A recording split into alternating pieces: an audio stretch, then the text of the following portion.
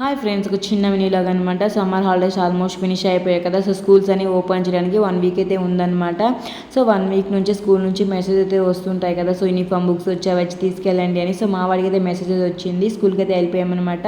So మా వాడిని వచ్చేసి ఇక్కడ ఎల్కేజీ అయితే జాయిన్ చేయించాము. సో వెళ్ళగానే ఆఫీస్ రూమ్కి అయితే వెళ్ళిపోయేసి సో బుక్స్కి అయితే పే చేసామన్నమాట. సో బుక్స్ అయితే ఇచ్చేసారు.